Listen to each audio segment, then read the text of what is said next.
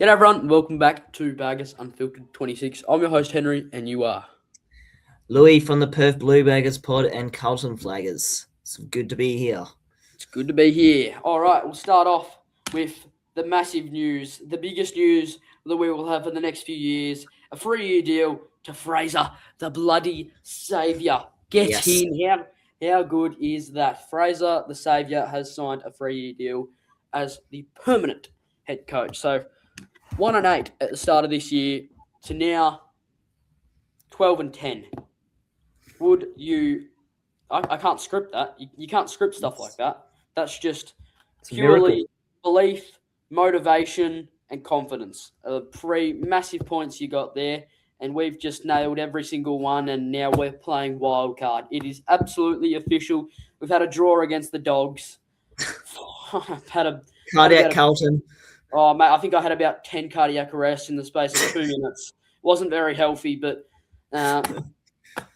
mate, Same. seriously, that is it's not a good win, and it's not, obviously, we didn't win. It's not a good draw, but it's what we needed. We needed a little bit more. We needed another reality check. We're not as good as we think we are. That's okay. That's okay. So. Yeah.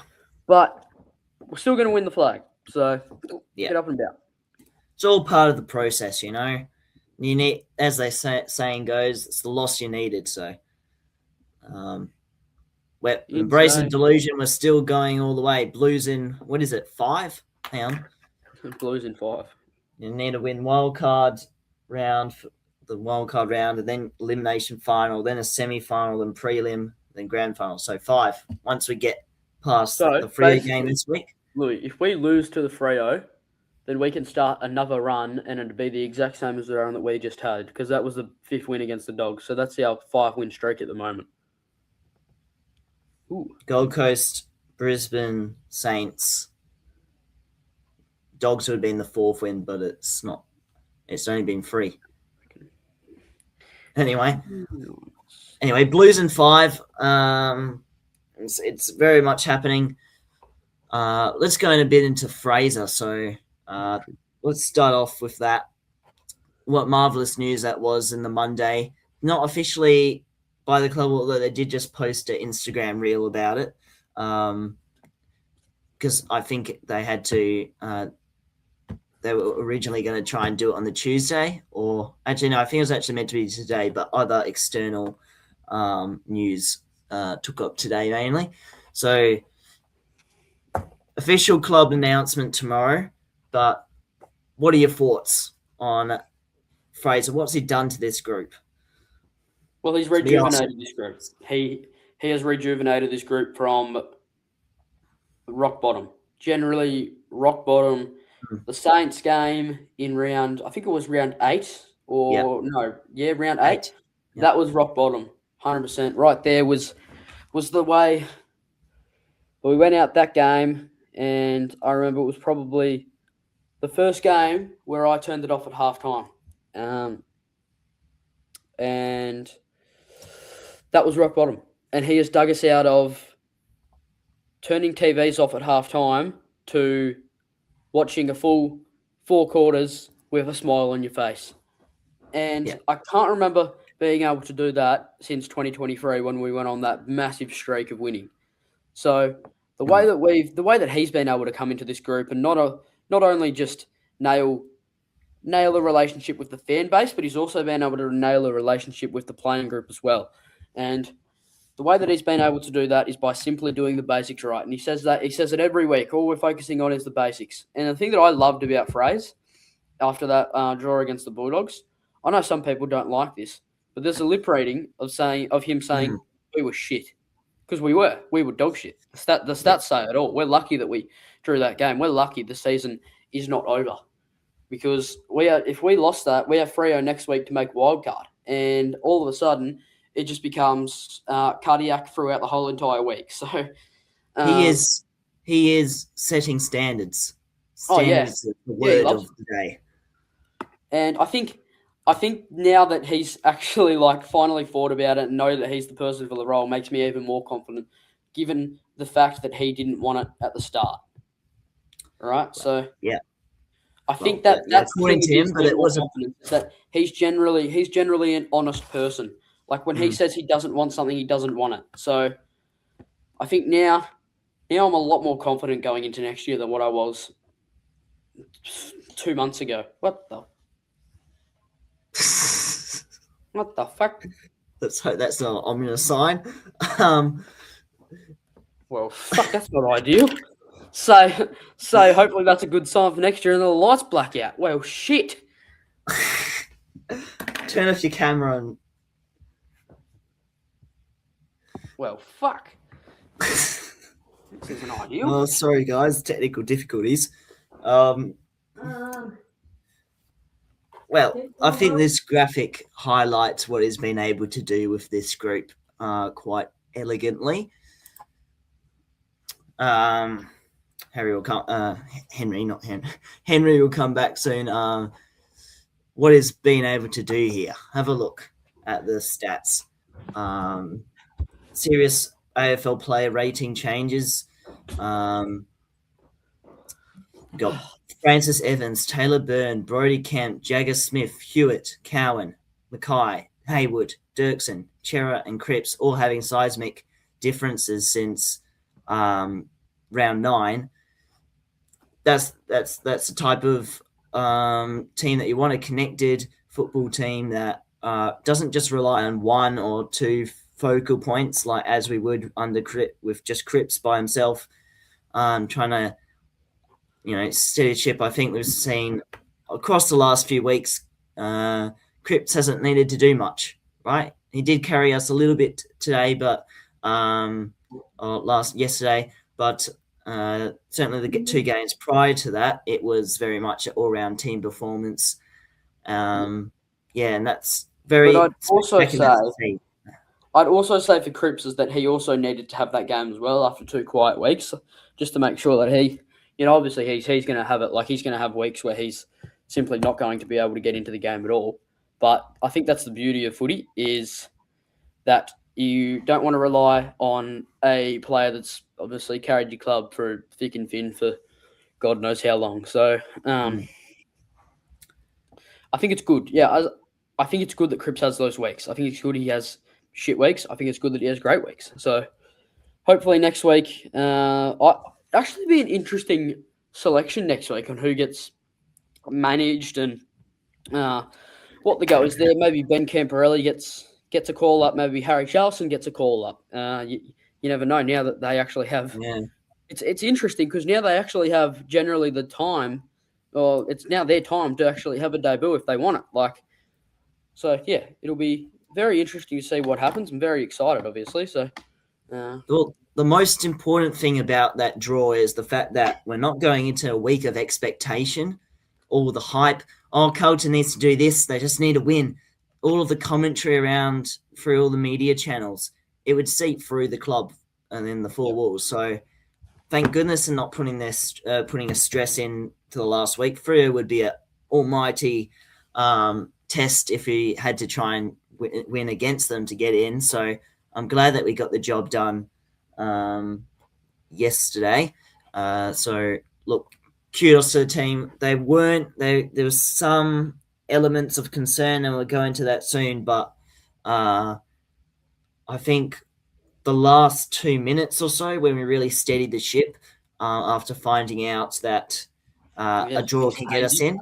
Thanks to Hainsey, the old fossil. If he doesn't go out and say, lads, we only need the 2 points, then God knows what happens there. And there's another moment. It was Haynes. He went out with 3 minutes to go and was yelling out to absolutely everybody, all we need is 2 points. All we need is 3 points. And immediately it was shut down. It was park the bus sort of thing. That's leadership for you. Leadership right there. Tweetering, then Cripps after that, then Jagger followed suit. Yes. You know the biggest moment of that game, Louis? Frankie Evans? No, the Harry Dean mark right at the end. Course, that will go. That will be the most. That's one of the most underrated moments you will see all year, right there. Harry Dean standing tall. I don't know who the bloke is that was behind him. I think it might have been Artie Jones, and he played well. Artie Jones. Don't get me wrong, but I think it got into his head a little bit when he was playing well. He's a bit of a spud, that bloke. And that massive fight where Rory lobs, like where he's rubbing his head when he's the one who dyed his hair pink last year. What a weird bloke, honestly. How can you rub your head when you dyed it pink last year? Weird's the nicest way to put it, let's just say. Yeah. Anyway, I think there's one more. This is the last thing I want to say. I promise this is the last thing I'll say. Right? I put it in the group. Right? Hayward might have taken Mark of the Year, but not only has he taken Mark of the Year, he could have just put us into finals. Because if he doesn't kick that goal, goodbye Carlton. Yeah, and if someone else got it in their hands, who knows if they're accurate enough to get it in. So that makes me think we're in safe hands when Will Hayward has ball in hand. So, unfortunately, he didn't come back on, but he might get a rest for safety concerns. I'd say but we'll go through the changes we'll make in the preview in due course in the next few days. Some of my overall thoughts, let's get into that. Let's be honest, it wasn't our best performance at all. At times, we reverted back to some of the ugly football that we've seen and tried to move away from at times where there was rush ball movement. We were losing territory, struggling to deal with the Dogs' pressure. Kudos to the Dogs, they did good pressure. But yeah, we really did do quite a few hack and hopes, which is Voss-like. So unfortunately, those did creep in, but ultimately the result is what mattered.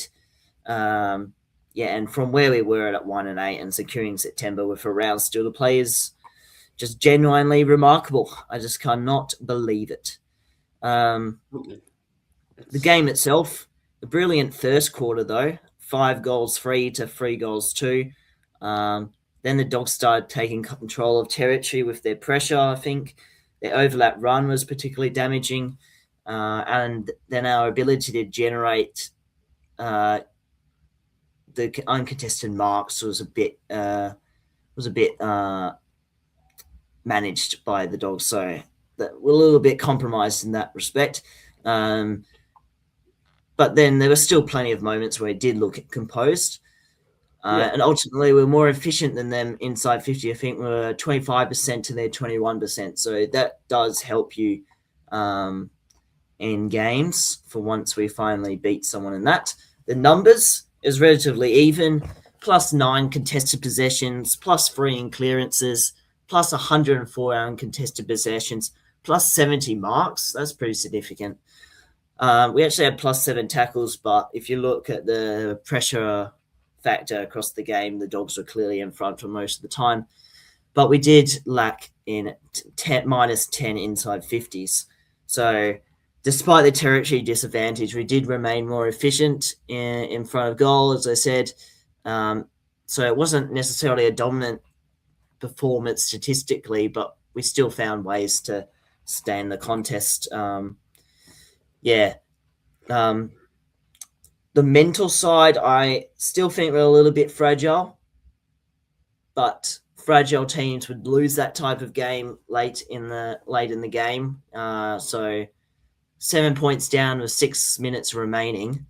Earlier in the year, I don't think we'd find a way back. You had Ben Ainsworth behind. Ben Ainsworth's handy behind. Let's not forget about that. And then Frank the Tank's just goal and 2 goals in the last quarter were quite crucial. So in the last 3 minutes. Poor Dirksen 40 had his first ever goal in AFL footy, but then anyway, we still somehow found a process over the outcome again. Yeah. There was. I think not Voss. Fraser did have to find different ways to win. They brought it up to us. They played, and there's a lot of reporters and sort of like all your Kane Corns and all them. They were actually saying that's the best they've seen the Dogs play in 7 or 8 weeks. So they were good.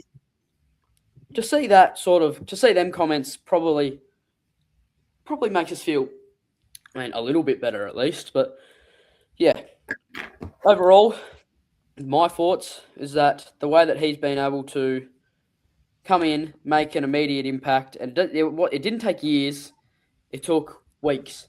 All it took was one man to just come in and clear all the shit air out of the group, clear all the negativity, and just put the basics how they are. Go out there and play footy. All right, Yeah, and that's that's what he did. spectacular. Voss made it so fucking overcomplicated. Oh, What Voss done? uncomplicated. What Voss I done think to this group? I would like to know because I've got absolutely no idea what on earth has happened there. What? How could you start a season 1-8, go to commentary, and sit behind the commentary and think, yeah, this was the group I coached, and now Fraser's got them 10-1-1. Like what? Anyway, to anyway, I'm not like going to that. go on a rant about Voss because he's gone, and we're now in the future of Fraser. So, Indeed. Um, I think midfield was relatively solid with Cripps, Walsh, and Jagger doing their job quite well. There's some defensive positives as well. Harry Dean with 8 intercepts and I think 3 intercept marks. Same with Waitering with 4 intercept marks. Nick Haynes also with 12 intercept possessions. So between here's a little bit of a debatable point.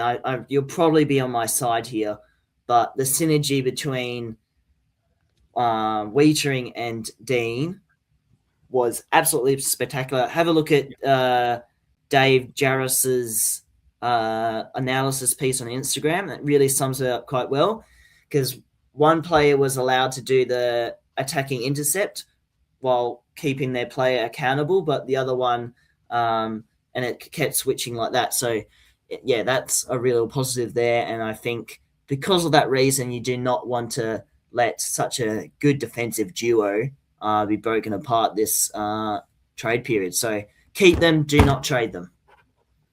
and I find it funny how Wiedering wasn't asked after the game what his future holds. Mm. So obviously that's not on their minds at the moment. Hopefully that can just be cleared off. And yeah, I think the thing with Wiedering, and this is the part where we've probably missed him, is he's got that mature head in the back line. So as I said earlier, when Dean took that match saving mark, Wiedering went straight up to him, and it was also Chera as well that had that leadership about him, and they immediately, and I mean, in the space of 3 seconds, went to Dean, said, "Stop, calm down, wait, take your time.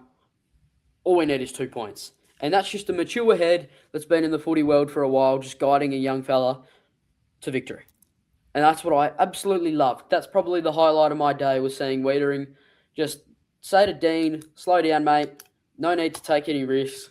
And then Chera as well, also just getting in there and, just getting around the young fella. Like there's no risks that need to be taken. Nelly said a really bad word then, but anyway, that's all right. Yeah, I think also, and this is the funny thing. This is the good thing, Louis. Okay. When Dean started that big old brawl, got stuck into, I think it was Matt Kennedy actually. Got stuck into Kennedy.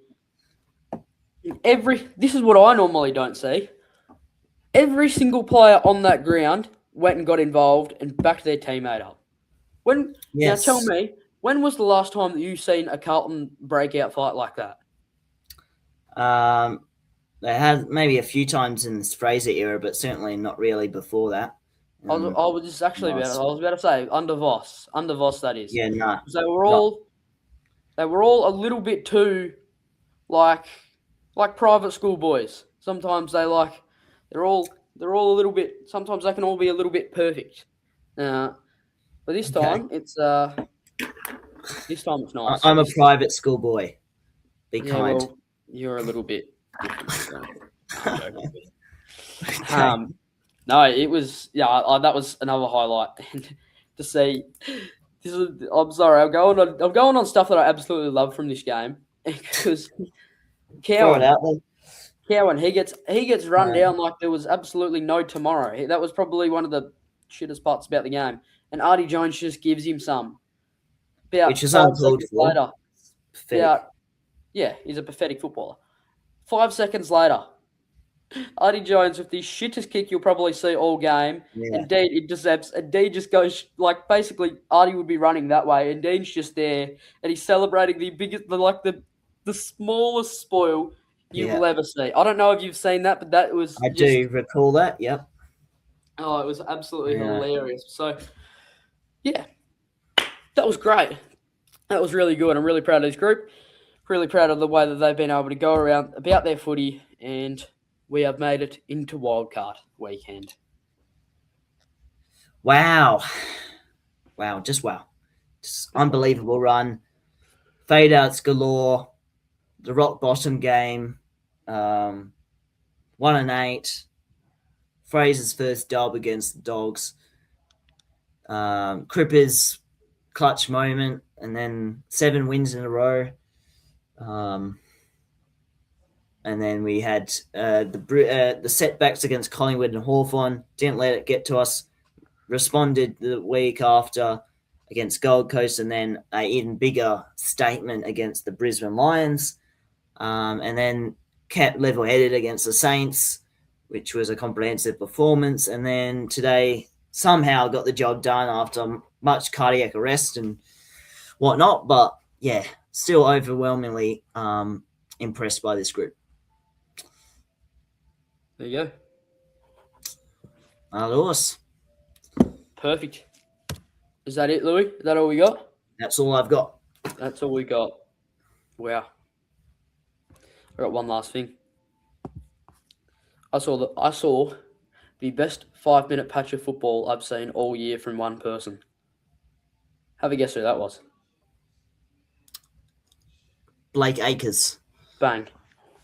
That last 5 minutes in that fourth quarter was the best 5-minute patch of football I've seen from anyone this year.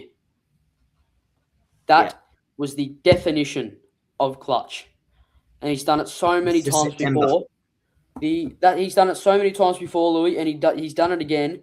But this time was the biggest clutch I've seen. It'd be pushing Melbourne type of clutch. That last 5 minutes was just phenomenal. He was everywhere, I remember. He was absolutely everywhere, and he was a mature head. He showed leadership. He showed grit. He showed disposal efficiency. He made the right choice. He had a footy IQ. Wow. He's cemented his spot in that team. You can't remove Ollie Hollands, can you? Not after that stupid interview that Ollie Hollands did. Oh, I'm focused on my football for the rest of the year. Fuck off, you are. Yeah, he's gone. So we'll come to that when the season's over, but at least 1 week later than we all expected once those list calls made. So, yeah. There you go. Thank you, everyone, for listening to episode 102. Go Blues. Up the Baggers.